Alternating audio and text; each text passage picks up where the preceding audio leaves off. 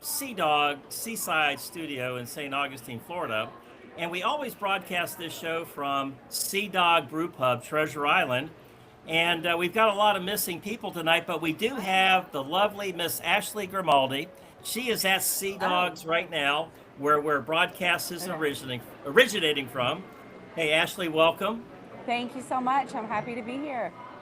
Well, the reason is All just by myself. I feel like Well, I the need to reason it's break just out in you and I song. tonight. Well, just the reason it's you and I tonight is because our host, Mike Rickard, he's in Iowa, Right. and it's a solemn occasion. It's the celebration of life for his mother who passed away a few months ago. The only time the family can get together, so our thoughts and prayers are with Mike, and then he'll be back to ride herd on this. So we better behave tonight because you never know where this show's going to lead. Everything's going to be just fine. I have total faith in you, John. Well, here we go. Well, we got a couple things that we're going to do on the show tonight. Hopefully, we'll be able to get Bill Big Red Butner, our two pros and a hack. Well, he's one of the pros here, PJ Tour player for 15 years, just a legend in St. Petersburg. Not only Absolutely. as the coach at Eckerd College, but also St. Pete Country Club.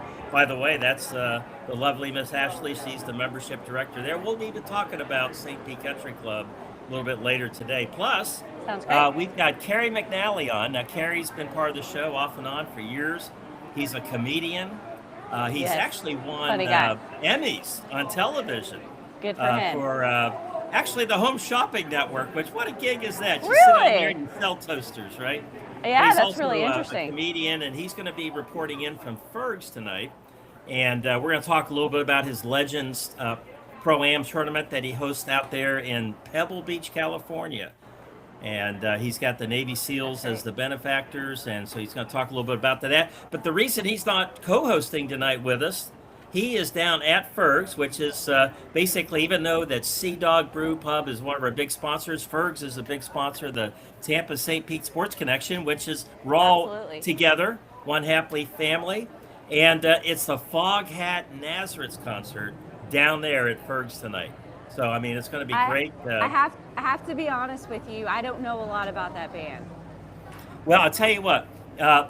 they have sold 44 million albums together, Nazareth and Foghat. Really? They have. So Okay. you got a cell phone there. You may want to Google that while we're chit chatting I back might and forth. But I might have to. I had another friend at work saying they were going to Ferg's tonight for the concert, so I had yeah. done a lot of investigative work into the background. Is it Pocket like a little bit heavier music? Oh no, No? it's rock ballad. Okay. It's good stuff. Foghat's, Okay. they're two different. Nazareth's a more ballady, and Foghat's more rocky. But Okay, yeah, gotcha. it's wonderful. In fact, our producer Adam Fernandez is behind the camera there. He is, I believe, he's going to go down there. We're only going to do this show for maybe an hour tonight. So we're Okay, going to great. have Carrie coming in live from Ferg's.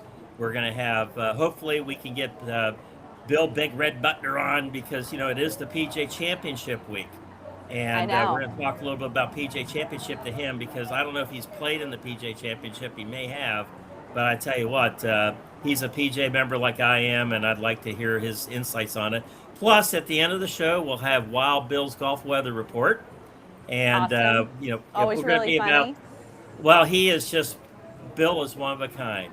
In the Wild Bill weather report, what we do is we report from the weather at the PJ Tour event that week. Plus, we do a little golf banter, and it's not your normal golf banter. Right. We don't have Kristen Champ Sharp on our show tonight. He's I out for the know. night, and he Yes. can tell you all the X's and all the O's and things like that. So Christian won't be with us, but so Wild Bill's golf weather report. There's some things there that you never even thought about. I love it. So, hey, with that, you know what? You don't have a computer in front of you, do you? I do not. I have my phone though. I can look up any information you need for me to. Well, you know what you need to do? We're just Okay, going to tell me. go look up the PJ Championship right now. I, Okay. I'm yeah. Oh, as far as are you looking at scores or Well, let's see what happens. Hey, okay. just for our viewers out there, while we're looking that up, go to onthetflorida.com. onthetflorida.com. You'll see all of our sponsors. And so a lot of our sponsors of the show tonight are our Sea Dog Brew Pub. But I want to mention something very important tonight is that the On the T Florida and the Tampa St. Pete Sports Connection has now become part of the Shipyard Sports Connection from Tampa Bay to New England. Okay, so programming from Tampa Bay to New England. So we're going to have some every time we go online on the broadcast. We have a wonderful YouTube channel here at the Tampa St. Pete Sports Connection and on the T Florida. Hey, Wild Bill's got a YouTube channel. John Rager, PJ, myself, I got a YouTube channel. We are just flooding the internet with all kinds of great content. Okay, Miss Ashley, now did you pull up the PJ Championship? I did. Well, we're throwing you right into the fire there, and since Champ isn't here, we're relying on you to give us an update because the PJ Championship is today. It's the first round. It's at Aronimink, which is in Philadelphia, just outside Philadelphia. It's in Newtown Square, they call it, Pennsylvania. Have you ever played that course, John? I have not played it. I've been to it, but I have not played that golf course. You know, you gotta have a lot of this the bread to play it. So we're going to put you on the spot, Ashley, and just jump in there and let us know what's going on. Well, I did catch up with a lot of it today, but I know that right now Aldrich Potgeider is actually leading the tournament at the moment. He's at 3 under. And then, second we have Stefan Jaeger, who is currently at 2 under. And then we have Minwoo Lee is right now also sitting at 3 under. Right across the board here. And then let's see, we have Rao Histasane. Is that the way you pronounce that, John? Well, let's see. Who is it? Rao Histasane.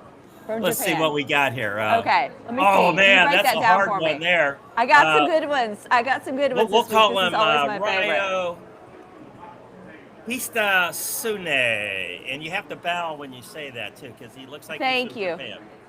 Well, it's kind of funny because just in the last few minutes, I know Justin Thomas was close to the top of the leaderboard, but Scheffler, as he always does, has also kind of caught up with the leaders there. It is also in the top players as well. So it's been interesting. It's been interesting the last few weeks. I know we're talking about the PGA Championship, but I was going to also ask you what your thoughts were after the Truist wrapped up last week. I thought it was really an exciting finish.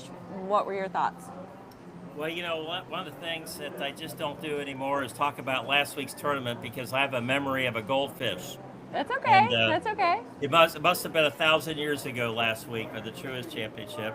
Hey, we have to throw a little mention in on another sponsor here, and basically it's usually the Michelob Ultra Mix Zero leaderboard updates. So we want to get a shout out to them, plus the Body Armor folks, Coca-Cola, for sponsoring our show. And you know what? It's a shame that Mike's not there because normally there's bottles of ice pick vodka sitting around there. That's true. For consumption and viewing. And it looks bare bones, but we do have the Sea Dog out in front of us. We do. We're at Sea Dogs. It's beautiful out here tonight.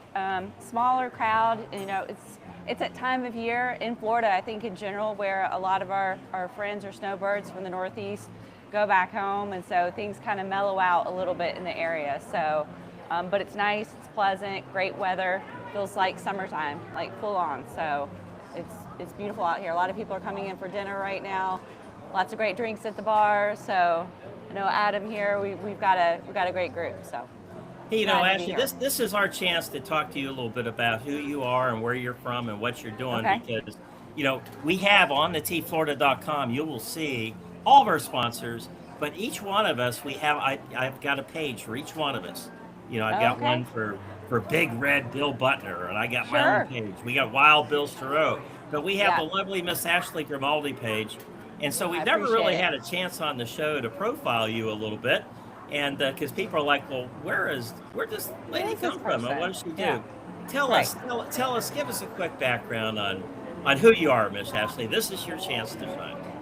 Wow, that's a loaded question. Well, currently I'm part of the leadership team at St. Petersburg Country Club, serve in the membership and marketing capacity. So I have been there almost 10 years, which is kind of unbelievable to me. Yeah, next year will be 10 years, but it's been a great run at the club. I've kind of grown up always around the golf and tennis environment, and so and have a sports background and worked in entertainment. So it's been a compilation of, I guess, a little bit of all the background that I have into this specific job, and so I love it. I love all the members that are there. It's great just being in that environment, and yeah. It's a Hey, great place last to year we be. learned something neat about you. Yeah. We had the down at Ferg's, we had the Adam Sandler 2, the Yeah. Happy Gilmore 2 movie that Sure. was previewed on the jumbotron on the Yep. bank in the stage. I see you and Yep. Champ and Mike were down there, and a lot of folks and friends of on the T Florida Yes. at Ferg's and Sea Dog Brew Pub and everything. Yeah. And we learned that you actually uh, used to work out there and in the Yeah. movie industry. Tell us Yeah. a little bit about that.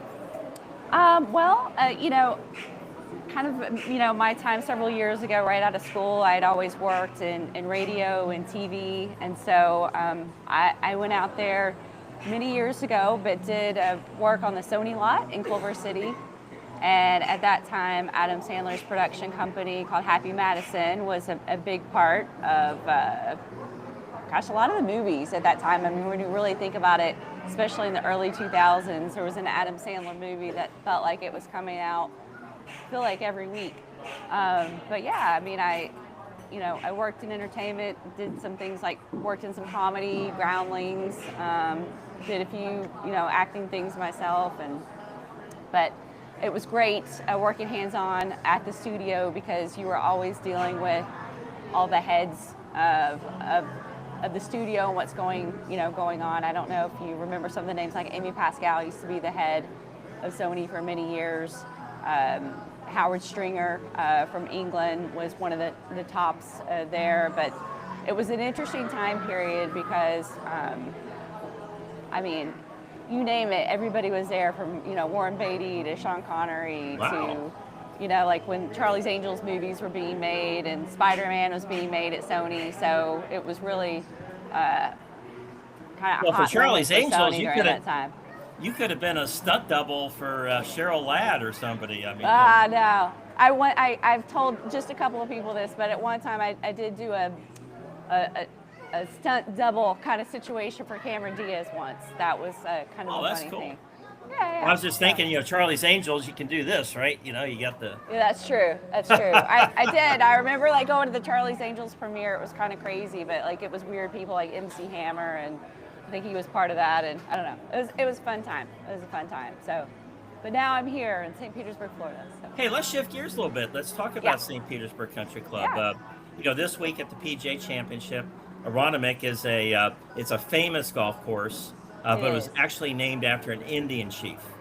And the land in 1900, when the club was formed, was the Indian chief's land. They made a deal with them, and so in his honor, they named the land and the golf course after him. And before, it was called the Belmont Golf Association. So, Aronimink has got a long history of having major championships. I know that in 1962, Gary Player won the championship. He won the PGA Championship actually there, and so obviously here we are in Bradley 2026. won a championship there also, didn't he? Well, it may have. So what I want you Yeah. to do is tell our viewers out there. A lot of times we talk about St. Pete Country Club. Can you give us the history of St. Pete Country Club? And there's some people watching. They're not from St. Petersburg. They have no idea what we're talking about. But since Aronimink and the PGA Championship is such a historic venue, why don't you tell us a little bit about the history of St. Pete Country Club? Because I find it fascinating. Yeah, funny enough, we're coming into almost 102 years at St. Petersburg Country Club. It was first established in 1924. Started out as a 9-hole course in St. Petersburg. A lot of people don't realize that St. Petersburg was kind of a hot spot at that time. I know a lot of the, the Jungle Country Club. I think Babe Ruth used to be a member there. There were a lot of jazz singers, acts that used to come through. There's a lot of mafioso ties, as I've heard, kind of back in the day. But so with that plot of land, it started out, I think it was actually 1936 that it became 18 holes, and they built the neighborhood around the country club. But many years ago in this area, a lot of people don't realize we were a part of the Florida Swing at one point, and the area used to have the St. Pete Open. And Wow. even though the St. Pete Open was hosted at a few different clubs, I think Pasadena was included in that, the Sunset Course, which is now the Vinoy, that many people know. But St. Petersburg Country Club, which was known at that time as Lakewood Country Club, still the same club, still a member-owned club after all these years. We did a name change in, I think, the year 2000. So it's Hey, been the a only few thing I years. can contribute, I think that Arnold Palmer, and I'll have to look this up, but I think he won the 1954 St. Petersburg Open as one of his first DJ Tour events. It's He a might have, random fact that yeah. somehow just oozed out of one of these golf bags behind me here. No. I mean, it's funny because Richard Hope, as I think you know Richard Hope very well, he's considered Yeah, our he's a historian, right? club historian, and he Yeah. always gives me some great material from the St. Pete Open and those tournaments that happened at that time. But young, fresh-faced, Jack Nicklaus and Arnold Palmer and all kinds of people, actually played on the course. But Hey, actually, there's been some yeah, notable pros there, hasn't there? I mean, it's there, really famous pros, yeah, and yeah. uh, and, and one that's not a pro, but's just as famous as his father, who was the pro. Yeah, so Skip Alexander was our head pro for about 34 years. So a lot of people don't know his name, but Skip was really thriving in the late 40s, early 50s. He was a Duke graduate, played at a very high level, went pro. They didn't make a lot in those days, but he did play at the same time as Ben Hogan, Sam Snead, the greats. But what makes his story very memorable was during the height of his career, he actually was scheduled to, I guess, play in South America. I think it was some type of, I don't know, now that I'm thinking about it, he was supposed to go play some type of match. The Civil Air Patrol was at the tournament and offered to give him a ride so he could see his family before he had to go to South America. An exhibition match. I think that's the word I was looking for. Okay, so, yeah, that's right. That makes sense. Yeah. And so he got on board. You remember, again, post World War II, got on board this plane to hop on, and the plane had trouble, and it actually went down, and I think it was near Evansville, Indiana, which I know there have been a lot of other Wow. well-known crashes that have taken place. Yeah. So plane went down. It was a big fiery crash, and when the plane went down, he had to actually push himself out of this fiery inferno, and he ended up being the sole survivor of this plane crash. I always mention to people, Sports Illustrated did a really great job, a detailed account of what happened. Yeah. So actually, just a few years ago. so if you would, you probably recommend to go to sportsillustrated.com or go Wikipedia or something, because it's a big time story you're telling us, and I remember. It's a crazy this, story. Yeah, one of the big things that happened though, when he had to push himself out of the plane, he suffered really severe burns on his hands. So a lot of members of the club would talk about when they would take lessons from Skip years later, he always had a crick in his hand, but it was because his hands were actually set so he could still grip a golf club. That's right. I remember reading about that. Yeah, you're right. Yeah, it's pretty crazy. So that is crazy. But he played. Yeah. But I understand that he actually played in the Ryder Cup with his hands all mangled and everything. This was after his recovery. I think after like 17 surgeries, he went on because again he was one of the top players at that time. And I do believe I think that year Sam Snead was one of the captains of the team. Sure. Yeah. So yeah, he played the Ryder Cup. I think he was put up against one of the best British golfers of the day. And I think they thought his match was going to be a throwaway match, and so and he ended up winning his matchup. And they say he won through bleeding hands, and there's actually a historic photo of his hands gripping the golf club after this match. So it's pretty great. It's pretty crazy. It's a great story. Well, now there's something really significant too. I mean that is one of the great golf stories of all time. And I encourage our viewers out there to. Yeah, Google Skip Alexander, St. Pete Country Club, Ryder Cup. Man, I tell you what. But also, his son is equally as famous. Tell us about his son. It's funny. When we had Bill on, we should ask him. He had a chance to actually play up in Alabama, I think just a few weeks ago with Buddy Alexander and another longtime member at our club. But Buddy was an amateur champion, Skip's son. Grew up right there around, St. Petersburg Country Club near the 7th hole. But, from what I understand, they had kind of a tough relationship. But Buddy was an amazing golfer. I think he was just always, pushed really hard. And, but, beyond him being an amateur champion, was a New Year's Invitational champion. Yeah. He was actually the head of the Florida Men's Gators golf team for many years. I know. Oh, without a doubt, national championships. Yeah. And Yeah. I'll tell you a little story about Buddy in a few minutes. Here, Yeah, but that would be great. I tell you what, Buddy Alexander, one of the great golf coaches of all time, but also a great player. Great player. And Tyson Alexander, his son, His son, who had yes, been right. on the Corn Ferry Tour, is now playing on the PGA Tour. So Yeah. it's all in the family. 3 generations of professional play. So That is pretty really amazing. something. Years ago when I first started in the golf business, I was trying to play competitive golf, and one of the jobs I had was very similar to what Bill ended up doing Yeah. after the tour. I was the men's golf coach at Hillsborough Community College. Okay. And while I was doing that, I was a director of golf at a place called the Bloomingdale Golfers Club out in Valrico, Florida, east of Tampa.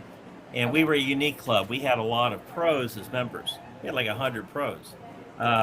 Lee Jansen, Marco Dawson, Steve Stricker, Fred Funk, all those, they were young pros. We charged them a couple $100 a month. They played all the golf they wanted. And it's what we did just to market the club. It was great. And Sure. so I had some success, coaching the junior college golf. Well, since we had all these tour pros and stuff as members, the young ones, Gary Koch shows up one day with Andy Bean Ah, in our golf shop, and they go, "Hey, John, okay. we need a golf coach at the University of Florida." They fired the coach they had. You'd be perfect. Right. And I had a big Oh my member God. guest coming up this weekend, and I'm like, "Oh my God, I didn't even thought of this. Right. And so Bill Arnsparger, he was the athletic director at the time at the University of Florida. And so he had called me and said, "Hey, we want to get you an interview." And I said, "Well, I got my member guest coming up, but I think I can zip up and zip back to Gainesville. We're down in Tampa. It's only a couple hours." And I'm like, "Well, gosh, I was having a great time being the director of golf at the Bloomingdale Golfers Club. Maybe I should do this, right?" Yeah. And so, Why who not? calls me? Buddy Alexander. Oh, are you serious? Because That's I've known him for a crazy. long time. Played junior golf Yeah. with them, hung out. And he goes, "Hey, Okay. John, can you recommend me for the job at University of Florida?" Because I think at that time he was like the LSU Really? coach. And I know Yes. he, Yeah. He did have actually connection to. yeah, LSU he too. already, Yeah. And I said, "Buddy, absolutely, I will recommend Yeah. you. No problem." Because I realized at that point, I had no chance. None. Right. When you're stacked up against a guy like Buddy Alexander, I called Bill Arnsparger. I said, "Hey, Coach, sorry, I got a member guest to run this weekend, but I'd recommend Buddy Alexander to be the coach." And Right. so it's pretty cool. Yeah, Buddy, what a That's great really guy. cool. So when you think of St. Pete Country Club, you think of the Alexander family. You think of Skip. You think of Buddy. And I spent 30 hard years in not to. Gainesville. And Tyson, I've known Tyson since he was 5 years old. That's awesome. And Yeah. he used to get in trouble on Friday nights at the club, running around out there in the driving range. He's like That's 6 great. years old, hitting balls at houses and stuff. And how 6-year-olds do it. Yeah. Well, mom and dad Yeah. are on the porch having beverages. I said, "Hey, that's how I met Tyson. Look at him today. He's a PJ Tour pro." Yeah, that's great. So yeah, I mean, really, honestly, since Skip, I mean, there's not been. I met one of our former pros before Terry Decker, pretty recently, but there's not been. There's one other person after him. Terry was in place for 26 years. That's right. Um, Yeah, Terry yeah. Decker. That's right, man. Yeah. Yeah. So Yeah, had a long I history got there to as see well. Terry at the Tampa Bay Senior Pro Am. Oh, I did went you there. really? Okay, nice. I don't know if you remember this, but summer in the fall, I had to come down. Mike, our host Mike Rickard, he was not feeling well, and I came down there to Yeah. pick up my allotment of ice pick vodka, and we had a nice little show. There And you go. so I stopped there on the way back. I didn't have enough time to play, but Terry Decker was in, and Jeff Hollis was the honoree. Yeah, Jeff Hollis. We love Jeff. So, So if you go- I know if he you was go actually to- on the show not too long ago. Oh This yeah, fall he was- what a he great came guy! on. And so Great guy. I grew up playing junior golf with Jeff, and I got a clip. I put a clip so when you get a chance to go to the Tampa St. Pete Sports Okay. Connection YouTube channel or on the T Yeah. Florida, we're all one together. I put a clip Sure. of Jeff out there. Oh, you I did. introduced Jeff at the Tampa Bay Senior Pro Am. He got a kick out of it. You will too. That's great. And for some people don't realize that Jeff more recently, I know that he's out at the Valspar during the tournament and announces the players as they come onto the tee. So it's fun to see him out there. So Well, he does a good yeah, job of that too. Yeah. Being the PJ Championship this week, you listen to the muckety mucks that they become an officer in their section or board of directors, so they're the ones who get the privilege to do it. I know I spent 25 Right. years at the Champions Tour doing it in Tampa, and Jeff's been doing it for longer than that. Yeah, that over was at something you Innisbrook. did. I forget that's your specialty, really. Well, I Isn't don't it? know if it's a specialty or not, but it's Yeah. just I happen to do it. However, I've listened to Jeff do the announcing, and he does Yeah. a bang up job. Yeah. And I listen to these robots that do it, like this week at the PJ Championship. I show some flair, show some Same. personality, Yeah, exactly. have some fun, right? Yes. Yep. Yep. Hey, so Ashley, you're down Good. there. Is there rumor? Is Big Red? Is he going to be on tonight? Do you know? I have contacted Bill, and Bill is ready to go. So for Well, those let's of you get that- Bill on. we Let's gotta get him Bill on. Bill right now is teaching. He's at Pine Needles in North Carolina, and he is part of the Golf Safari program. It's the ladies' clinics that they do. They run a great program. So we had. So you're talking up in North Carolina. In North Carolina, yep.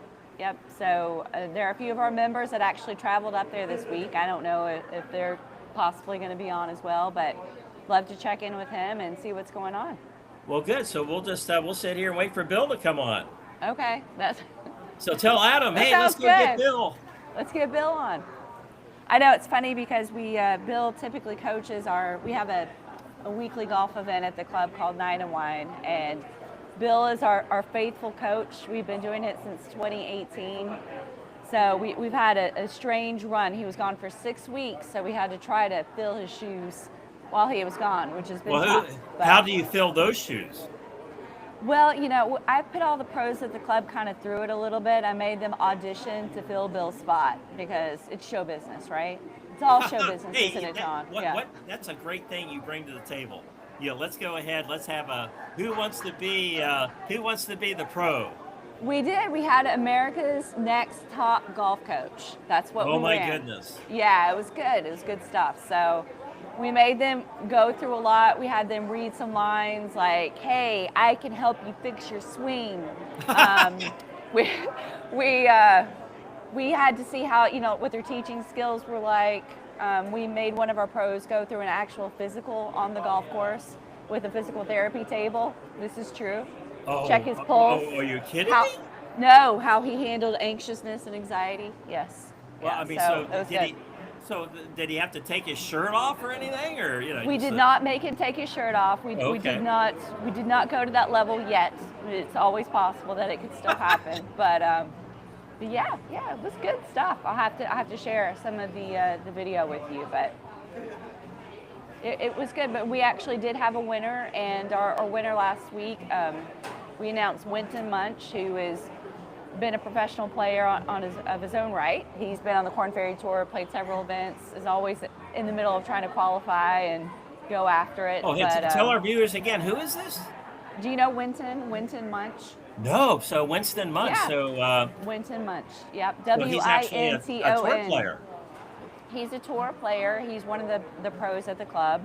Wow. And everyone always likes when he's in town. He's great at, they love getting Winton for a lesson. So he's been with us this month through Nine to Wine, has kind of helped us through. But our first event last week with him in charge was our Cinco de Mayo tequila tasting on the golf course. You would have liked that, John.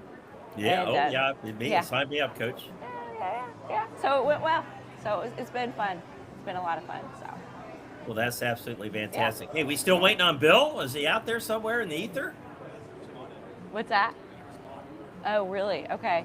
We might have to call Bill. We're not sure. Did you give him the So for the first time, I think Bill is having to use the link. Oh, okay. The link to get on the show. So, yeah, can I call him from here? Oh, okay. Hey, while we're trying to get Bill, I'm just going to banter about our sponsors out there. So, okay, sounds earlier in good. the broadcast, we talked about Sea Dog Brew Pub, Treasure Island, and we've also talked about Ice Pick Vodka. We talked about Bill, how Body you doing? Armor. Good. How are you? Hey, Good. we got Bill out there. Were you able to get the link in order to get your video on? Yeah, I started. It says invite people to do it, and I'm kind of struggling as to where the invite is. What did you say, Adam? This is truly an organic show. What is right that? Here. This is behind the scenes Click stuff. the link. There you go. I did. I'm on the link. He's on the link. Hey, Ashley, while you're doing that, I'm going to go back and talk a little bit about our sponsors real quick. Oh, sure. Here. That sounds good. And, earlier in the broadcast, again, we talked about Sea Dog Brew Pub, Treasure Island. That's where we're doing this broadcast from. Ice Pick Vodka, which is part of the Shipyard family with Sea Dog Brewing. Shipyard has started the Shipyard Sports Connection, and it's from Tampa Bay all the way up to New England, and they've got some great brew there. And Shipyard is an award-winning brew from New England. So Fred Forsley is the founder of all these breweries up there, up in New England and Tampa Bay. Hey, Michelob Ultra, and they're the ones that do our leaderboard. We'll take another stab at the leaderboard in a few minutes here. And Body Armor by Coca-Cola. And these are our great sponsors. There's an alt beverage coming out from the folks at Sea Dog Brewing. It's a THC-infused beverage, so it's going to be interesting to see that. Plus, don't forget about Chichi Rodriguez Golf Club.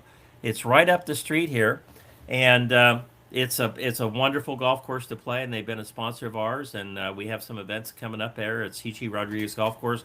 Plus, Bob Daly over there at Bardmore Golf Club. What a wonderful place that is, and it's there in Largo. Hey, and we actually, if you go to our website, you can enter and win a couple free rounds of golf, and it's really easy because we have so many free rounds of golf. If you just go there to onthetflorida.com and register, you'll get a couple free rounds of golf at Bardmore Golf Club.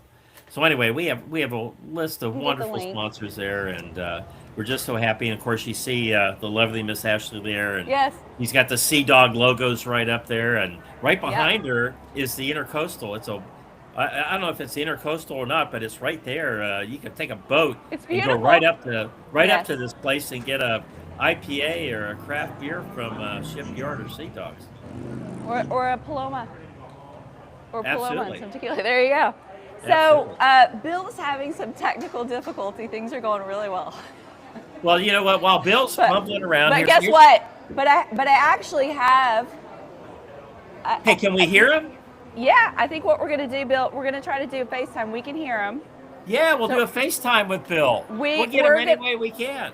We're going to go a little crazy here. We're going to try something very creative while we're on air here. This is what we do here at On the T Floor. Yeah. This is what, look, and I suddenly have, maybe we can zoom in. Maybe well, you can I see his zoom face. in here. Is that Bill? Bill Butner. Hey, yes. Bill, how you doing? Can you hear us? Can you hear us, Bill? Okay, hold on. I'm going to turn up that volume. Ah, this is great. Okay. Oh, there. Bill, can you hear us very well? I hear you very well. Okay. Good. Can you okay, hear... Ashley, we're going to let you be the interpreter then if he can't hear. Okay. Can you hear me, Bill? No, he can't hear you. Okay, so Ashley, you're going to be the interpreter, okay? So here's the first question, Ashley. We want you to ask Bill. This is amazing. So we're going to go ahead and talk. Okay, so go ahead. So Bill, so Ashley, you're the interpreter. Ask Bill. It's a PJ Championship this week. Oh my gosh, we lost. Oh no, we lost Bill. This is awesome. Hey, while you're trying to get Bill, yeah, hey, I'm gonna embellish a little bit. So okay, please do.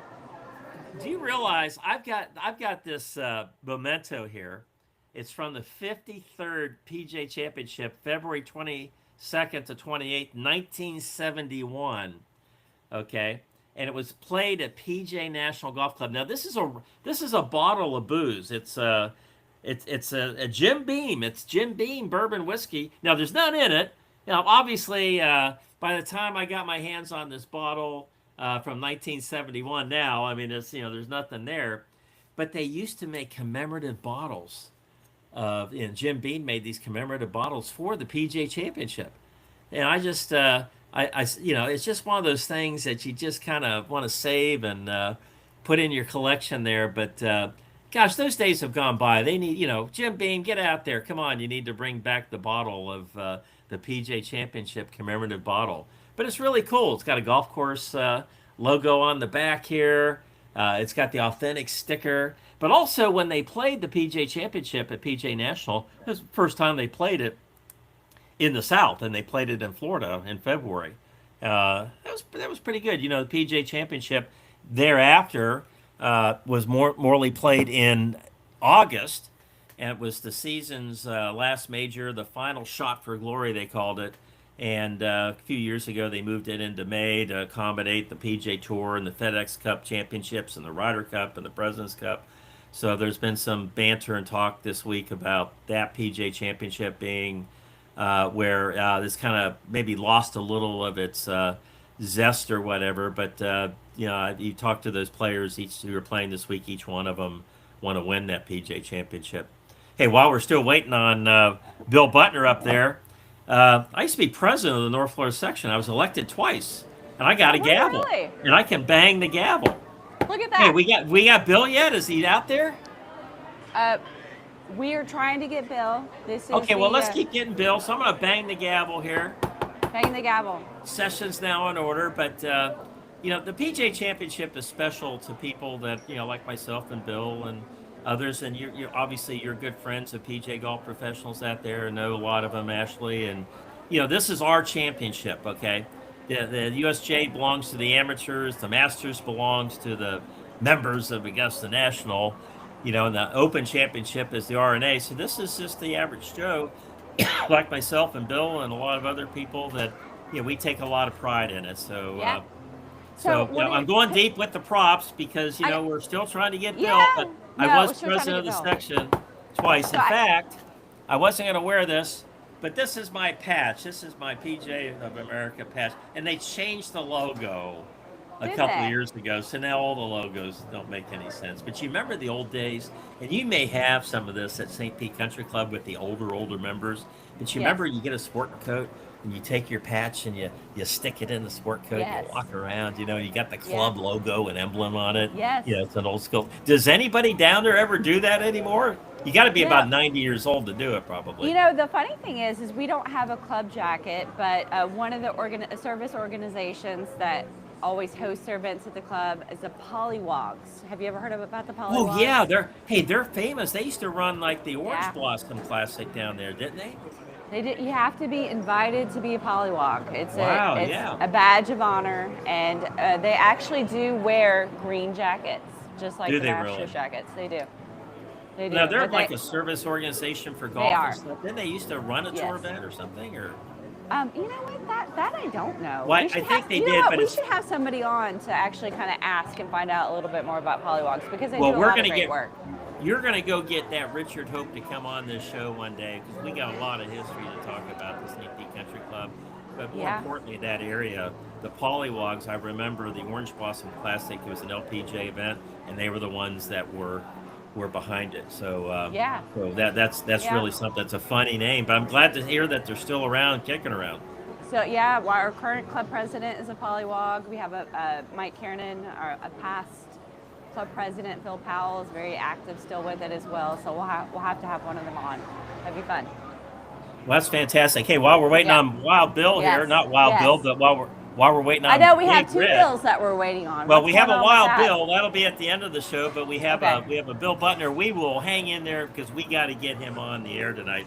Absolutely. Hey, I've been having my my beverage of the evening out of the baseball bat, and I want to tell you what it is. Yeah, tell me. We had an event at George M. Steinbrenner Field on Wednesday, and it was the baseball, bourbon, and cigars for the Florida Sports Hall of Fame. Oh, how did that go? That's right. And we had baseball players. We had Brooke Bennett, Olympia swimmer. We had a bunch of Hall of Famers. Clint Hurdle narrated it for us. We had the mayor of Tampa came out, James Castor. And what it was, excuse me, the Florida Sports Hall of Fame. We raise money every year for the just down the street, the All Children's Hospital, the Johns Hopkins All Johns Children's Hopkins, Hospital. all children's, yes. So we have this event. It's baseball, so we had 20 Major League Baseball players there, which is pretty cool. Bourbon, we had all the big bourbon companies, Green Horse Amazing. Bourbon and all kinds of bourbon. And cigars, and J.C. Newman Cigar Company. So we were smoking cigars, sampling bourbons, and having a wonderful time. And we That's raised great. a bunch of money for the Johns Hopkins All Johns Children's Hopkins. Hospital down there in St. Pete. So I just want to do a plug in case you're like, well, what's he doing? Well, I'm drinking my soft beverage out of it's a baseball bat. We gave these away a couple of years That's ago. really cool. I like It's that. the end of a baseball bat that you can have a beverage out of. But Florida Sports Hall of Yeah. Fame, baseball, bourbon, and cigars. So, hey, mark your calendar. We're going to go back to that Yankee Stadium next year and do it again. So That would be Anywho. great. I love that. No, Johns Hopkins organization. I mean, obviously, I lived in Baltimore, Maryland for a couple of years, and did you really? I did, and Johns Hopkins is a part of life in Baltimore, Maryland. So, yeah. It's, How in the world did you get to St. Pete Country Club coming from like Hollywood, California, and Baltimore, Maryland? I kind of did a loop. I started in Memphis. I grew up in Memphis, Tennessee, and that was where I had my connection to the FedEx St. Jude, and working at TPC Southwind at that time, and kind of grew up around that environment. But Well, hey, tell us about that connection. Tell us about Yeah. Memphis and the St. Jude tournament. well, it's been there for many years. How many years has the FedEx St. Jude been in Memphis? That's actually a good question. I don't know. But as a younger person, when I was in high school, it was, or even as a kid, we used to go to, before the tournament was at TPC Southwind, it was at Colonial Country Club in Memphis. And Okay. so I just remember that time going out year after year to watch the pros. And then it got moved to TPC Southwind when it was built. So when I got a little bit older, the hot job in high school was actually to work for the security company. Really? For the tournament. So we would get it was like the worst job ever, but it was good money, right? Like for tournament week. And they would station each of the high school kids either in a parking lot or in the middle of a fairway. Okay, so I was thinking security. Yeah. I'm looking at you like, okay, Yeah, we're you're like, talking oh, great. You're Yeah. surrounded by ex-Navy SEALs and everybody's No. packing a firearm, and you're No, you're but I out told there you in the that parking story. lot. So you gotta ask the question, and Oh, okay. that way you can see. Oh, okay. I told you that story though years ago where Payne Stewart, I had told Payne he needed a. He pulled up to the front of the club, and I was like, "I'm so sorry, sir, you can't park here." And he was like, "I don't think that they're gonna mind." And I'm like, "Oh, okay." I realized when I saw him get out of the car and he had his little knickers on and everything. But okay, Hey, yes, so hey, when you watch the Wild Bill Golf Weather and Banter tonight, you'll Yes. understand the difference between knickers and plus fours. Okay, but hey, okay, we got Bill Butner on. we Is do. he back? Bill Butner is back by FaceTime. So Well, good. So he's waving, and so what we will do, we're gonna just try to make this work somehow. So here's But what you you're asked gonna me the be. question. You're going to be the Bill Butner interpreter. I love I'm it. going to ask Bill So Butner a appropriate. question So through you, appropriate. okay? Yeah. Okay. This So is here good. it is, and I won't make it too Good. long-winded.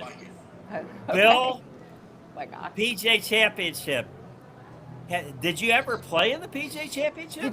Bill? Did you ever play in the PGA Championship? No, you had to be in the top 70 money winners Okay. and qualified that way. I did qualify it as a club professional, Okay.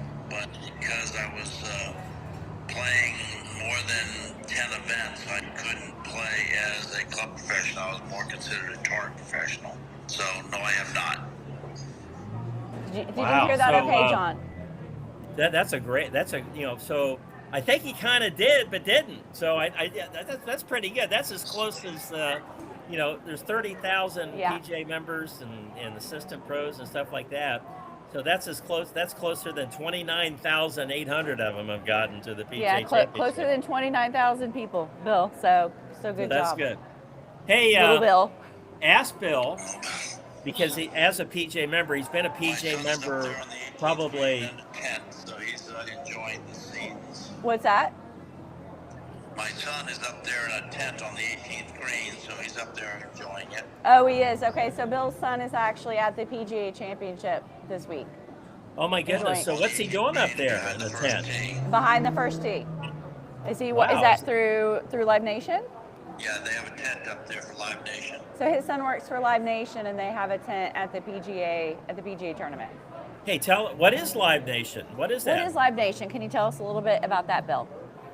Live Nation is the concert industry throughout the world that runs all the events, and from small to large. They own Ticketmaster, and they're a very profitable organization. Yeah, that's pretty cool. So ask Bill, Yes. and I'll let you ask him in your own way. Sure. But being a PJ member, what does the PJ Championship mean to him? So Bill, as a PGA member, what is the PGA Championship? What does that mean to you?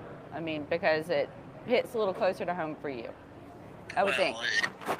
Again, the order would be, I would love to obviously win the U.S. Open first, probably the Masters second, the PGA third, and then the Open fourth. But the PGA is definitely a organization that I'm a member of that's running this event. A lot of my friends have played in the event, and it's an opportunity to really tee it up again with the tour players. So it's a great opportunity for the club pros to compete at that high level. And Michael Block was one of those guys that took advantage of it.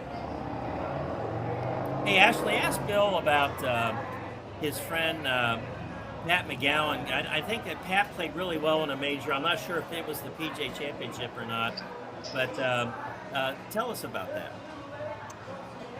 So John just had a question about Pat McGowan. We know that you're in North Carolina this week, and Pat actually helps or run, Pine Needles and the clinics and everything that you have going on there. But John just wanted to know a little bit. I don't know actually if did Pat ever play in a PGA Championship, but what are his feelings on the tournament this week? Well, he just left the house. He just said goodbye to me, and we just missed him. He's played in it several years. He finished third at, I believe he finished third at Riviera. Okay. And he, very, very good, obviously, very good showing. He's probably made the cut, I'm going to guess probably 5 or 6 times out of 7 or 8 times he's played. But he's been a consistent competitor at the PGA. Okay. That's great. No, Pat's a great guy, great golfer, so he does a good job at Pine Needles for sure. So, hey, Ashley, ask Bill, yes, because you were telling me earlier in the broadcast about how crazy it is with everybody trying to audition for just a small little slice of window while Bill is gone. What is Bill doing up there? Bill, just ask, what are you doing up there in North Carolina? Bill, can you tell everyone exactly what you are doing in North Carolina this week? And you've told us a little bit before, but we'd like to hear it from you. Well, it's a full compass events that are going on. Initially, I've come up here to the Lady Golf Aries, which is a golf school for women set up by Dave Kirk. Bill, would you like a sip? Would you like a sip to drink? There are 72 ladies this week. We have 12 instructors. It's a 5-day camp. You go through all the parts of the game. You play golf. You talk golf. You live golf. But on the other end, I've been able to go up to a North Carolina UNC baseball game. There you go. The number top 5 team in the country play. Go Hills. And I was also able to go see the arms race in college golf, in the fact that UNC has now started a $19 million project to build a facility that, with help of Michael Jordan's friends and other donors, it sounds and will be kind of like a country club atmosphere with hot tubs, cold plunges, place to cook. I mean, it sounds like an absolute country club. Yeah. So that will be fun to watch when I get back next year and it's finished.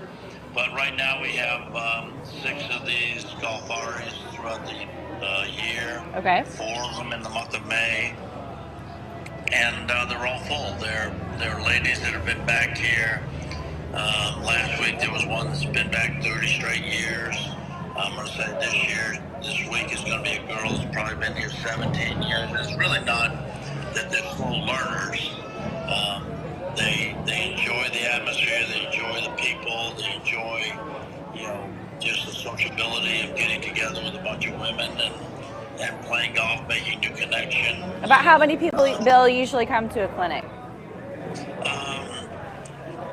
There are 72 each week. Okay, that's a lot. Yeah, Yeah, so it's a lot of we players. have a lot of instructors, and it's interesting, as we talk to them, they seem to think that their problem is the same every year, which we're trying to explain to them that is a tendency. You have certain tendencies you have, and every time you play golf, you kind of slide back into those tendencies. So we try to encourage the fundamentals, get everything down in fundamental terms, and then let them practice at home and get better. Yeah. Well, Bill, let's tell Bill that, and you may not want to reveal this to him, Ashley. But Okay, why don't you ask Bill about this audition for replace him for 6 weeks? Why don't you tell him what's going on? Okay. So I was telling John that while you were out of town, you run our Night and Wine group at the club, and there are big shoes to fill, obviously, with you as a coach. But how did you feel when you saw that there were auditions to take your place during that time? What were your thoughts, Bill? Tell us. I'm encouraged that people are trying to step up, and Okay. they're not the easiest shoes to fill. You have It's to have true. a certain personality. Yeah. You have to have a certain a way about teaching, about dealing with the audience you're dealing with. It's true. And I'm glad that Winton has taken his lumps. I see Dylan has been scared away a little bit. Yeah. But he's tried, and teaching golf is interesting because you run into so many different types of It's not that students. easy. It's not that easy. Not that to deal easy. with Yeah. 10 to 15 ladies, Yeah. especially with a drink or two, and with the idea that it is a social event rather than a instructional. Yeah. But again, it helps initiate a lot of the students into continuing on playing 9-hole groups, playing 18-hole groups, Yep. Enjoying the game of golf on the golf course a lot more. Yeah. So it's been a great stepping stone for a lot of players. Absolutely. I know it has. I mean, it's amazing. I always tell people it's interesting also getting input from different instructors. I think it always helps build your game too, though. Don't you agree? Like, Yeah, and again, that's what we have up here. We have 12 different instructors, and as a student, you will probably have 8 to 10 instructors during the week, which have different ways of communicating the same language. Yeah. And so it does hit home with different people with different teaching styles. Yeah. So Bill and John, let's talk while we have you on the phone here. Yeah. Let's talk a little bit of golf because we are kind of going into the PGA Championship. What are your thoughts this week as far as who you might see? I know there was a lot of talk that's kind of a showdown between like Scheffler and McIlroy, but Cam Young's been hot. Matt Fitzpatrick has been hot. I mean, even last week, I was saying the Truist ended up being a really, I think, great tournament. Ironically, to see Alex Fitzpatrick after we just mentioned that for him to earn his PGA card after the Zurich might have been a fluke, but then he kind of came into that last day leading. So I don't know. I mean, to me, it's a little bit of a crapshoot. So what are your thoughts going into this week? Well, this is a super hard week. Yeah. They've got it 7,400 yards. Yeah. Lo- 549-yard par 4. Yeah.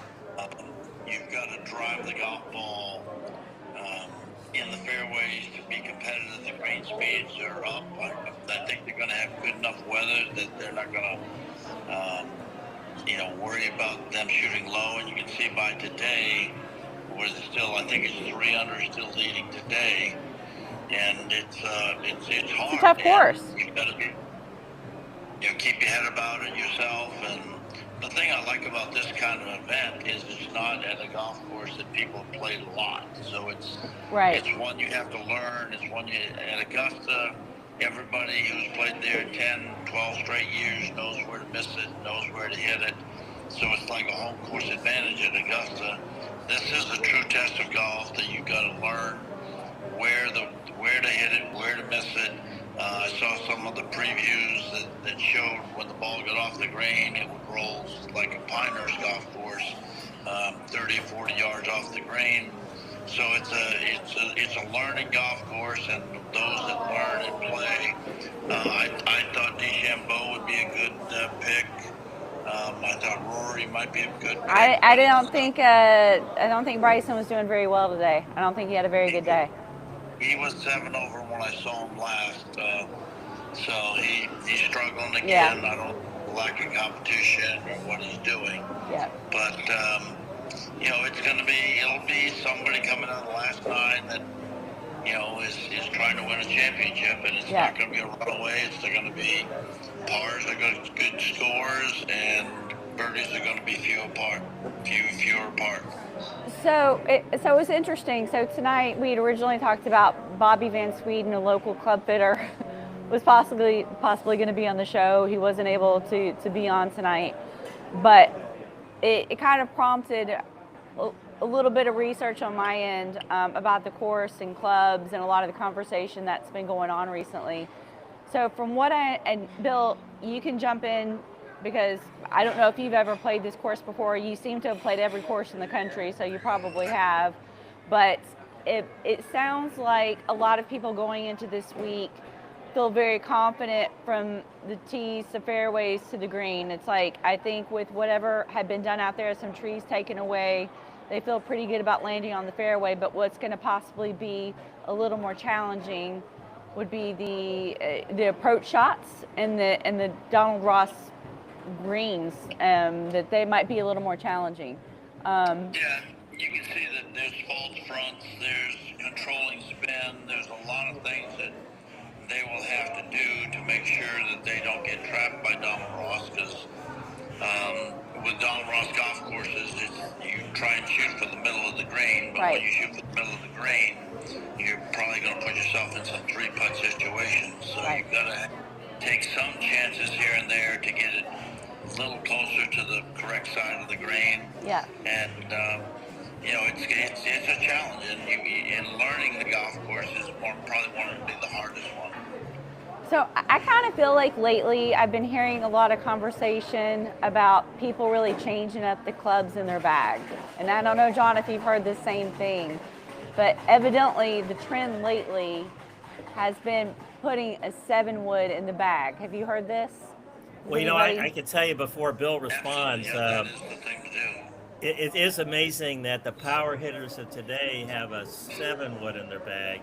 It used to be when you got to be a little older as a club pro, you have a 7-wood because you can't hit the 3-iron anymore. So it's really amazing that they have 7-wood. 4-irons, correct? So I'd like to hear Bill's take on the 7-wood. Ask Bill about his 7-wood. A little more of a chance to, work the golf ball left to right to left.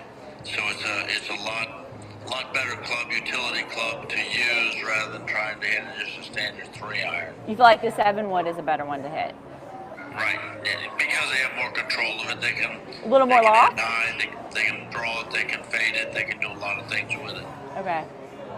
So it just feels like there's a big shift right now at the moment, right? Hey, Ashley, ask Bill if he's got a 7-wood in his bag. Bill, do you have a 7-wood in your bag? I had a Ginty back in the day, but I have more of a 5-wood in the bag. 5-wood. I know Freddie Couples has got no irons in the bag. They're all hybrids. Oh, really? Yeah, so it's That's interesting. it's a trend that's going that way. You're getting more and more hybrids involved. You're Yeah. getting more, getting rid of the long irons and trying to get, trying to land on the green softer. Yes, yeah, Ashley, super. I know Bill can't hear me on this, but Yeah, or I'm actually, going to ask you another question, Bill. that is Hold on. so pure that he talked about Freddie Couples Yeah. having all hybrids. They used to Yeah. be called Woods, okay? And Jackie Gleason. Now, I mean, this is a Mm-hmm. long time, old, famous movie star. He used to play golf. He had all woods in his bag. Now today they would be all hybrids, but to hear that Freddie Couples Right. has got all hybrids in his bag, you could Yeah. that's just priceless, absolutely Yeah. priceless. He loved hearing Bill about Freddie Couples, and he had all hybrids. He was talking about Jackie Gleason and the fact that he used to have all woods. Hey, you know what we need to do? We probably need to wrap it up for Bill because Bill's We probably can wrap it up got, for Bill. I mean, I don't understand why you would want to lose this momentum right here. This is well, we pretty got amazing. momentum, but we're running out of time. So, You know, next time we're gonna have it on. It's gonna be full production. I'm ready for it. we're gonna I look forward to it. Okay. Yeah, we need to hey, call. Bill, thank you. Thank you, Bill. Thank you. You got it. Enjoy it. Take care. Have a good one. Yeah, Ashley. Next time we need to call like CBS, the local CBS affiliate in Pinehurst, and make sure that Bill can be in the studio. Yeah, you know, we're gonna have to work. We're gonna have to work. Yeah. We can say that this is definitely a first. Probably this has never been done on air, but I like it. I like the challenge.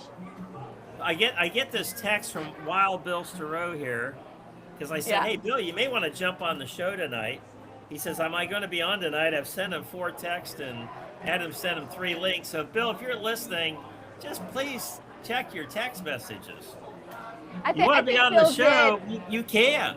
But no. The issue was, I think, getting the link active. So he. Well, actually, Carrie said he couldn't get the link, but who knows? You know, Carrie's down there. There's Wild Bill right here. There's Wild Bill.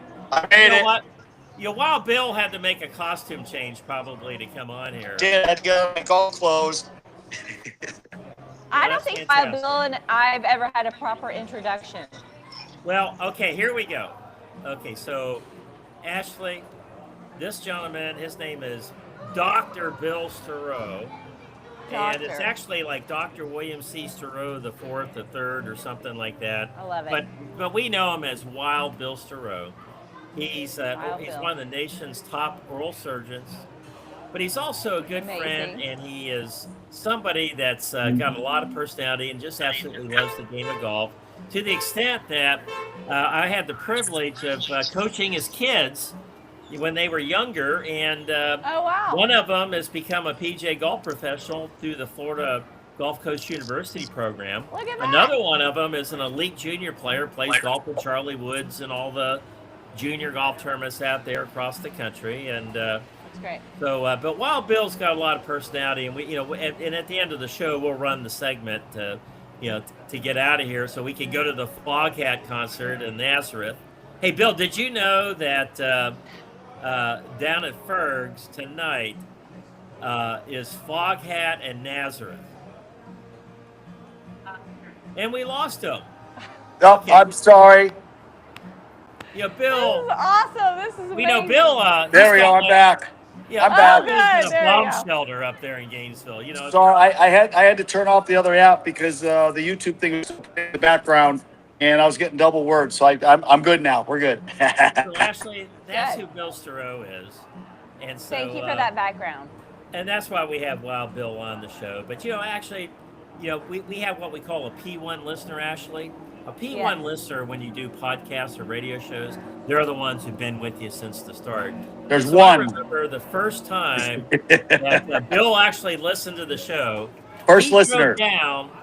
He drove down on a Saturday to St. Petersburg just to meet Mike Rickard. Can you believe that? I mean, we're talking 4 hours. I can't believe it. Mike is worth it, right?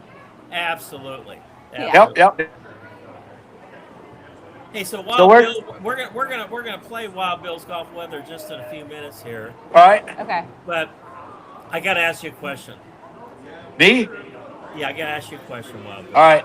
Ask what. Where in the hell did you get that golf shirt? This golf shirt. Oh, this is a like a caddy shack. It's got hats on it. It's got golf bags on it. It's got gophers on it. They actually sold it at our golf club. They only got like 5 or 6 of them in, so we got one of them. So So same Wild time, Bill, same time the Happy Gilmore hockey sticks came in. Wild Bill, are you in St. Augustine as well? No, I'm in Gainesville, just outside of Gainesville, Florida. Oh, you're in Gainesville. Okay, so what Right, club are you right. a member of?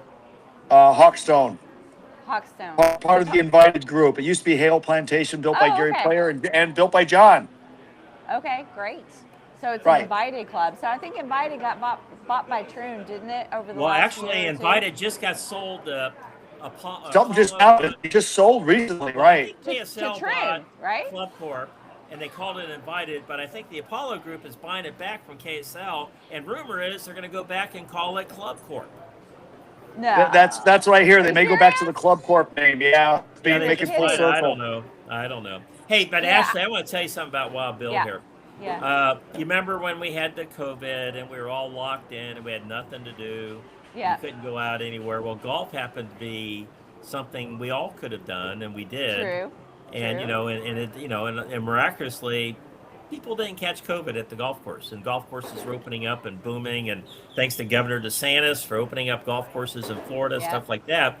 But Bill, he's got 15 acres in the back, and he mowed out some greens, and he put some tee markers in there, and he's got a backyard golf course. And I remember at 5 o'clock every day. Here's what the ritual was: at 5 o'clock every day, you go on the TV.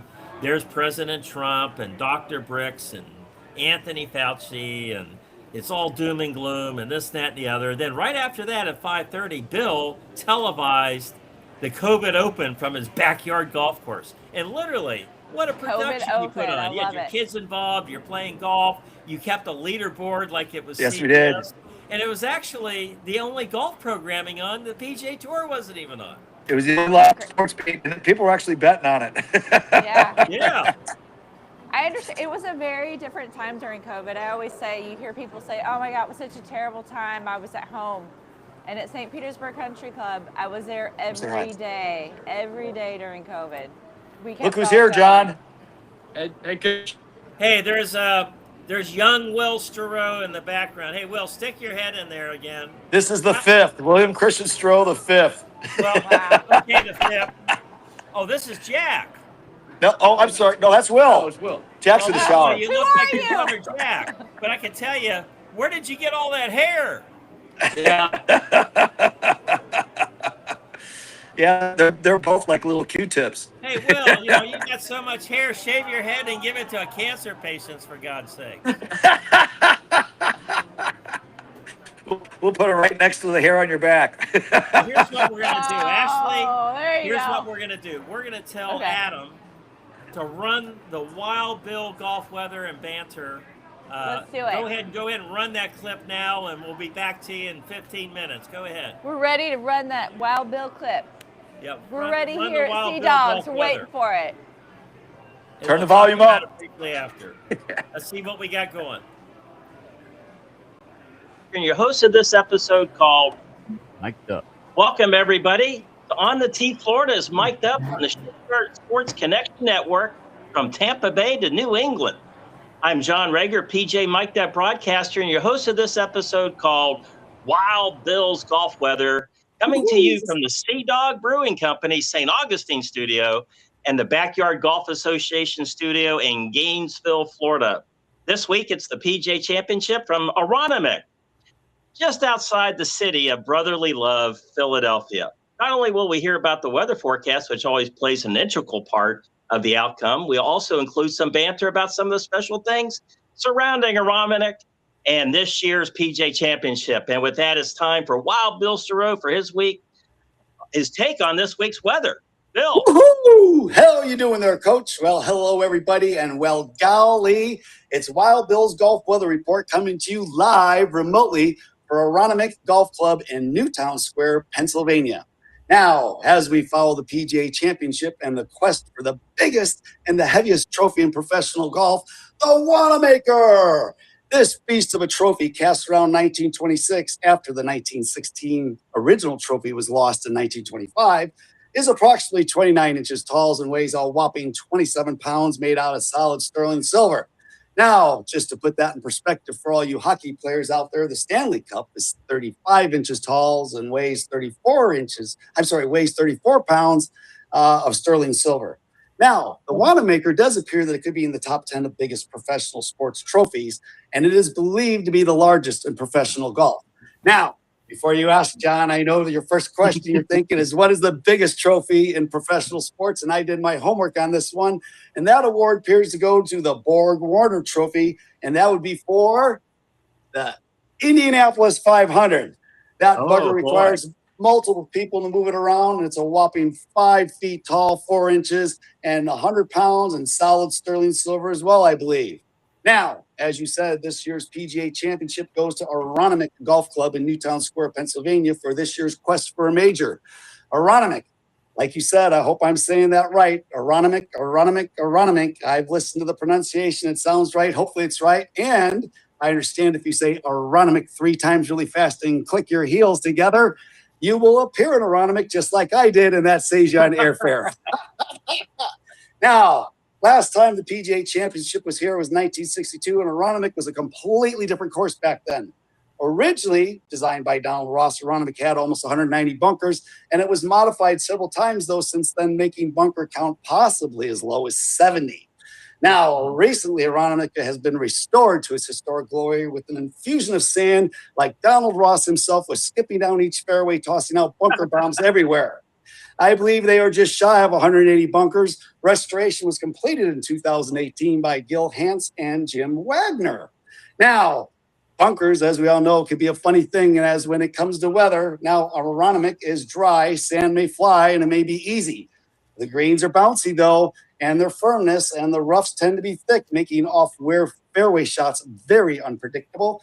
And if there's winds, scores could also be unpredictable. Now, if it's wet, sand can be tricky, but those who stay in the fairway may result in some good numbers because of stopping ability on those damp greens. Now, with that being said, this week's weather is looking to start out a little wet, with rain coming in Wednesday night and into Thursday morning, stopping around noon, and then sunshine and clouds taking over with a high of 65. And that will make the bunkers wet and the greens soft, which could account for some low scores for the later starters. Now, Friday is more clouds and sunshine with a high of 68 degrees, but no more rain. This is going to allow for these bunkers to start drying out, but the greens will still be soft on Friday, allowing for some more low scores if they stay in the fairways. But they start firming up for the fairway, John. Now this weekend brings more sunshine and scattered clouds and sun, with temps up to 80 on Saturday and mid-80s on Sunday. That should give us some exciting play this weekend, as 180 bunkers or so come into play, start drying out, the greens firm up, and everything gets all bouncy out there.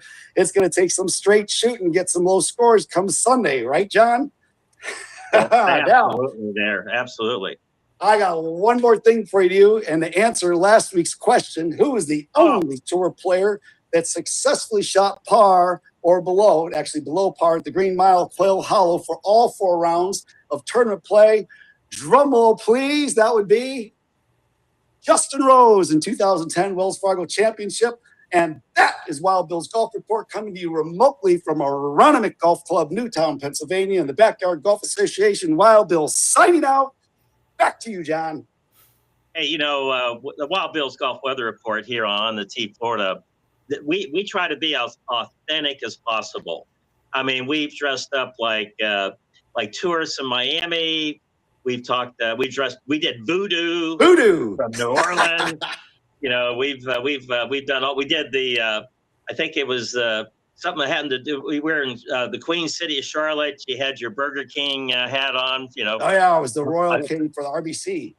That with the RBC. So I hope you enjoyed your Whopper when you got that. But you know what? You're wearing something pretty interesting today. We talk about the garb of the day.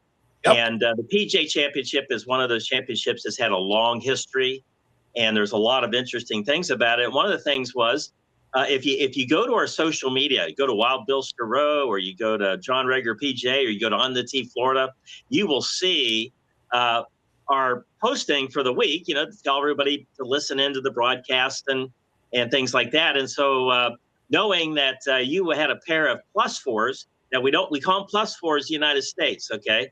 Because in England they're called +4s also, because if you call them knickers, this is the short pants, that don't go all the way down your ankles, and you got they blouse out, and you've got your socks on. Well, that's what a +4 is, but in England they call it, if you call it knickers, there's a lot of people call the +4s over here. That's women's underwear, knickers, and we certainly don't want to be looking like in women's underwear. But I found a picture from myself, my early career in golf, and I wore +4s all the time. I wore them to work. I played in tournaments with them, and that was kind of my signature trademark, along with the big fedora hat.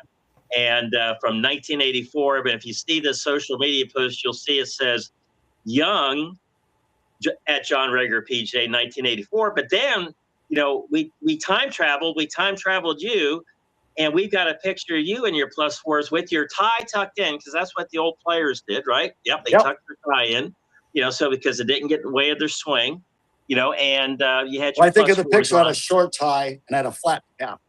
Exactly. So Right. you were, so we called you old at Wild Bill Stereau, Yep. 1934. And that was the garb from 1935. So only here at Wild Bill's Golf Weather and Banter with John Rager PJ do you get authentic props and dress of the day. And there's a few tournaments coming up this summer. A little nervous. I'm not sure what we're going to do, but we'll figure that out. Big surprise. Hey, shifting gears, this is the PGA of America Championship. That's correct.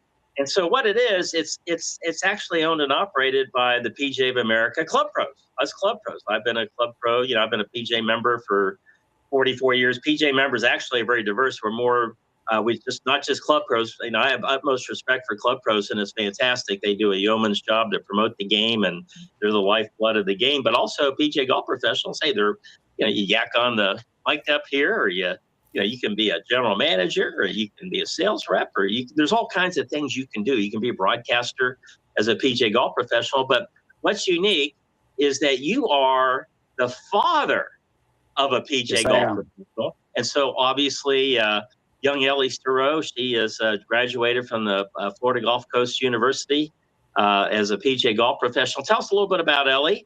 And because we're featuring this because there's 20 Club Pros that get to play in the PGA Championship. And so we all take a lot of pride in it. And Ellie is a brand new PGA member. Obviously, she does too. So tell us, what's it like to be the father of a PGA golf professional? It's very exciting. I have learned a lot of things about golf that obviously, not being in the profession, I did not know. And believe it or not, if I get it wrong, my daughter's the first one to correct me. She was the one that properly showed me how to do a divot. Apparently, I was doing them wrong, repairing divots. I'm sorry, not divots, Bill, ball marks of the green. Bill, when you first started playing golf, it was a nightmare for the green superintendent because we went out there one day, I remember, and you would take these full practice swings, maybe 2 or 3, and you would just take a giant divot out of the turf. And I'd be right behind you trying to get it back and get the sand and stuff like that because I didn't want to deter you from learning how to play the game. So I'm glad that she finally had an intervention with you to teach you how not to destroy the golf course every time you play. Her and my son, they're all correcting me, believe it or not. But I'm getting better, from coming from, whack at golf to actually competing in tournaments and having a handicap. And I now have the lowest handicap I've ever had. I've won a match play, and I won the member tournament last year. So we're getting better, and well, that's good. I'm glad that. Do they ever help you with their game? I know that you're an incredible coach. You've actually worked with them and taught them how to play golf, and they're all pretty good golfers. But did they ever say, "Hey, Dad, we got to do something about this"? My daughter would do that until recently. She was back here just recently this last time. She goes, "Let me see your swing." And I swung for her. And she goes, "Wow." She goes, "Okay, you're good now." So I don't well, you know what that is? That's the difference when you're in school to become a PGA golf professional. They have the swing labs, and they have TrackMan, and they have all the years of research and data points. So they're learning the right way for someone to swing a golf club. However, what she has learned is the bedside manner, because once you get into the real world, sometimes you just look at it like, hey, you look great. Just do what you're doing. Well, is no, better but than. to tout my own horn a little bit, I can do a draw on command. I can do a fade on command. I can shoot straight on command. I can do a stinger now. I got my clubs lengthened out. So my handicap's dropping. I'm actually getting better, and I'm a fiend around the green. My up and down count is incredible. That's what saves me, to be honest with you, because my greens in regulation, we're still working on that. My fairways in regulation are getting better, but my up and downs, man, are astronomical. I had one round. We have a term for that, Bill. Yes. Bill, it's do I have to put my spikes on for this round that you're going to tell me about? My goodness. Hey, what's Ellie doing now as PJ Golf? Ellie is now up in a course up in the Upper Peninsula of Michigan. This is her second year up there doing seasonal work, and the owners up there really like her. They treat her like a little princess, which is wonderful. And she gets paid for it, so she really loves going up there. So she's having a good time. So that's enjoyable. I told her she's young now. She's not attached. This is the time to explore and spread your wings and see different things. I'm playing the good dad. Well, that's absolutely fantastic. Hey, also, we were doing some show prep earlier, and I learned something, about the term birdie. Oh, yeah, okay. I heard. And the term birdie was invented close by in that area at Atlantic Country Club. And it was an American golfer from Philadelphia. Interesting. And this guy's name is Abner. Now, I guess back in, we're talking, late 1800s or something. I guess everybody was named Abner. That was a popular name. I mean, today it's something totally different, but Abner Doubleday, remember him? Well, this guy's name was Abner A.B. Smith. I'm not sure what A.B. stood for, but his brother, William Abner Doubleday. Yeah, who knows? And course designer George Crump, they're playing Atlantic City Country Club. And during the round, it says A.B. hit an approach shot right beside the hole, prompting someone in the group to exclaim, "That was a bird of a shot." Okay. And at the time, and this is verified by golfdigest.com too. Okay. And just because you see it on the internet doesn't mean it's true, but Golf Digest are a reputable source. At the time, the word bird was American slang for something excellent or outstanding. Ooh. The phrase evolved into birdie, describing scoring 1 under. So there you have it. That's how the term birdie was invented. See, we're informative as well there, people. So any parting comments about Aronimink? And, I know that you mentioned something about the bunkers out there. My goodness. I can't imagine having to be on the greens crew and rake all those bunkers. Oh, I can imagine, man. Almost 180 bunkers. They say it's like 176 or 178 or something like that. Bunker infusion. And they're all placed strategically in places where these people want to put their balls, so that they can make some narrow spots for landing issues, especially maybe for some of these bombers. But bombing could be tough, if these greens firm up this weekend. They got to get the stick on the green, and with all the bunkers around the green, they may think twice. Well, I did listen to the press conference earlier in the week, and Roy was very truthful about what he thought about the off the tee. He says there's no strategy off the tee, just bomb it. Yeah. And then go that's from what there. Some of these long people do. They just hit it long and play it where it lies. I mean, I do that. I mean, let's be honest. I'm not putting it on that 5-yard circle when I'm hitting my driver. I'm hitting out there and I'm playing where it goes. So I got the same philosophy. I just don't hit as far. Plus, they chopped all the trees down, so the golf course looks like it's from 100 years ago. If you follow friedegg.com, it's one of the only websites out there in golf that covers golf course architecture. But I see where they've just like Oakmont Country Club in Pittsburgh, they just took all the trees out. Well, I read why they're doing that, and they're doing that for 2 reasons. Okay, one reason is the agronomics, because the trees are covering up the grass. It's hard to keep the grass alive when they're under the trees. But these golf courses were originally designed with elevated greens. And when all the trees start overhanging them, it takes away that effect and the awe of the elevation of the green. So they're cutting it back to make it look more original. Plus, it makes the grass and everything grow better around the green. So there seems to be a national trend for that now, going that way. Less trees. They're taking away more trees, getting rid of them, and opening these things up a little bit more, which I think is nice. I play on a golf course that's pretty tight, and I always say every day, I say this golf course needs a haircut. you know, it needs a butcher is what it needs. It's a good haircut. Well, I know some of the members that play golf there regularly, and we're talking Hawkstone Country Club, used to be called Hale Plantation, designed by Gary Blair. Yeah. They give the trees a haircut every day when they tee off, because it's all you hear is Oh, yeah. scraping the trees. It's like a weed whacker sometimes. Bill, that was great. I really enjoyed that. And Me too. so, folks, there you have it. You've been listening to On the Tee, Florida's Mic'd Up, featuring Wild Bill's golf weather and banter with John Rager, PJ, on the Shipyard Sports Connection Network from Tampa Bay to New England, brought to you by Sea Dog Brew Pub, Treasure Island. I'm your host, Mic'd Up broadcaster John Rager, PJ, and remember to always carry an umbrella in case it rains. See you next week, everybody. Woo! All right, we're back. We're back. That was You amazing. probably had time to go out on a boat out back in the intercoastal. I went out on the boat. I drove to Tampa and back. It was great. She had enough time to drink half that drink. Yeah. Cheers. Hey, Cheers. That's the second one, but hey, Ashley deserves a medal. She shows up and there's nobody there. All the co-hosts are gone. And it's like, oh my goodness, what are we doing? So Ashley, you've done a wonderful job tonight with that. So here's what we want to do to close out the show. Sure. Mike Rickard, who's our regular host, it's his show on the Tee Florida. Yes. Again, at the beginning of the broadcast, I talked about Mike being up there for the a celebration of life for his mother, who passed away months ago, and the family just now get together up in Iowa. So our thoughts and prayers go out to you, Mike, and your family. We miss you. God, you got to get back here, because we've been herding cats all afternoon. I don't know. I think this is a great show, and but we'll see what happens. In its own special way. So it's been awesome since 7 o'clock. Well, at the end of the show, Mike Hey. Here's what we're going to do. At the end of the show, Mike usually recognizes all the sponsors, this, that, and the other. Yeah. But Ashley, since you're there at the Sea Dog Brew Pub, Treasure Island, tell us about where you're at, what makes this place special. Just give us a synopsis. Normally we say the sponsor's name and this, that, and the other, but you're right there experiencing it. What's going on now? I am. Well, first of all, just the logo alone says a lot, right? I mean, you can't turn away that little face. The Sea Dog logo it says it all to me. But it's a very special place. It's in Treasure Island.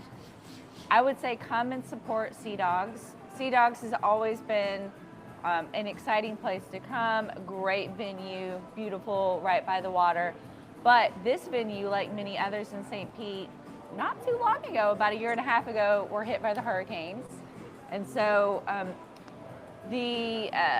don't know, what's the right way to say that, Adam? I don't feel like there's probably been as much business in the Treasure Island area as there was even just a short time ago. So come support. It's a great bar. You're sitting outside. There's a beautiful menu. I just ordered a Mediterranean steak salad, which sounds delicious. I'm very excited about it. Oh my goodness. Holy cow. Yeah, sounds good. But friendly service, upstairs, downstairs, big screens everywhere. So it's a great place to be, close to many of the golf clubs in the area, so easy to get to. We're close to our famed beaches. We have a thriving downtown in St. Pete, so come to St. Petersburg. It's all one of the things here. about Sea Dog Brew Pub Treasure Island is I had the pleasure to get to know and become friends with Charlie Breakiron, who's the proprietor there. He's partners with Fred Forsley. And we've told this story on our broadcast before, but I just got to give Charlie some kudos. I think it was last year, maybe in the year before, he played in our Florida Sports Hall of Fame Celebrity Golf Classic.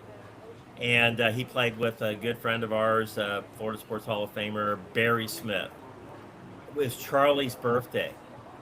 So in that tournament, they actually won the tournament by a match of cards, because Charlie, on his birthday, made a hole-in-one on the second hole, and that was the first hole they could match cards from, and he made a hole-in-one, and they won the tournament. Did they really? Now, we call him Chef Charlie. Sometimes you hear Mike talking about Chef Charlie and Sea Dogs. Right.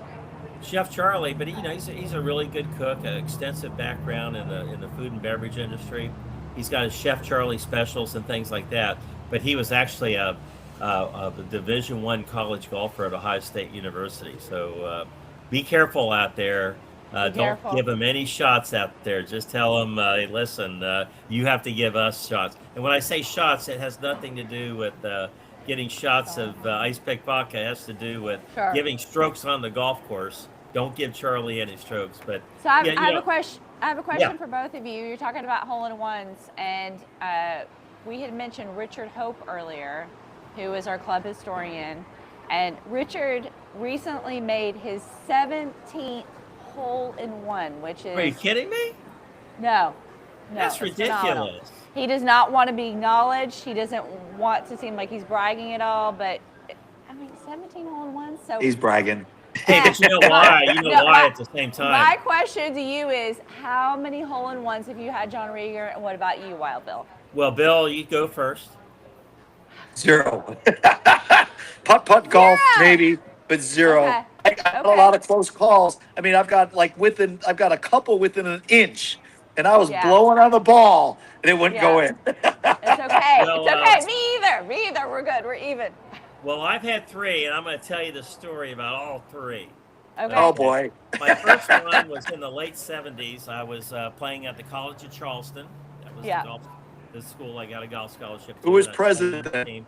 And I worked at a golf course before I went there to the College of Charleston. I had like a summer job. So I already knew kind of how things worked at a golf course. So I Right. played in this tournament. And in those days, you didn't really have a lot of junior golf. So if you were in college, you would play in the local amateur tournaments. And they had this amateur tournament. And it's Friday, Saturday, Sunday. So the first round was Friday. I knew they had open bar at this tournament. You're a college kid, nickel Yeah. kegger, that's all you could do, right? You've got a And talent so for sniffing out the open bar. I made a hole in one. I made a hole in one. It's a golf course called the Admiralty up there in Charleston, South Carolina. And I'm playing in this tournament. There's only like 10 college kids. Everybody else is, it used to be a lot of amateur golf. They were really Right. good golfers. Now everybody's got to be a college kid to be a great amateur golfer. But in those days, you still had a lot of older folks. Well, I knew it was open bar, but a lot of people don't pay attention to the rule sheet. I made a hole in one. I walked up there, and I'm a new kid in town, College of Charleston there, and I took a glass and I took the spoon and did the little dink dink dink dink thing. In fact, I'll re-simulate that for you with my gavel. good. Bill, Thank you you missed it for earlier. President Norfolk Reenacting the PJ moment. twice Yeah. did a little gavel. And I said, "Listen, everybody, drinks on me. I made a hole in one." Well, I made so many friends. They were already paying for it. They Be just didn't careful know what it. you wish for. That was my hole in one. My second hole in one, I was the college golf coach at Hillsborough Community College, and up at the Yeah. Ocala Golf Club during a practice round, I made a hole in one with my kids, and naturally I had to play it up with the kids that I was coaching. This is how you do it. You get to this hole, you hit this club. This is how you do it right here, and I made a hole in one there. Not before, it was after. I made all that embellishment afterwards. And the Right. third hole in one I had, I was fortunate to one time to be an owner of the Country Club of Ocala, and and so as the owner, I was also the managing partner, and I had to run everything. You know this, Right. Ashley. You're there. You're for the weddings and the wine and dine, whatever it is. You got to be there to run the We're events. there. And so we just finished up with New Year's, and so the next day I'm playing with my son. There's like nobody on the golf course. I get up there and I make a hole in one on the 8th hole. And I go inside to do the right thing to buy the beverages for everybody. There's nobody in the Right. clubhouse. There's like one guy sitting there, so I bought one guy a drink and I got my thing. So that's why Richard Hope doesn't want to play up about 17 hole in ones, because I can tell 17. you that at any time he steps on the first go. tee, everybody's got to be on alert there at St. Pete Country Club, because there's a really You're good gonna get a chance drink. he's going to make the hole in one, and he's going to have to buy drinks for everybody. Yeah. Absolutely. Absolutely. So I'm They've just actually excited. started a process at hospital now that they're having us chip in extra money in case somebody gets a hole in one, so they have to foot the whole bill.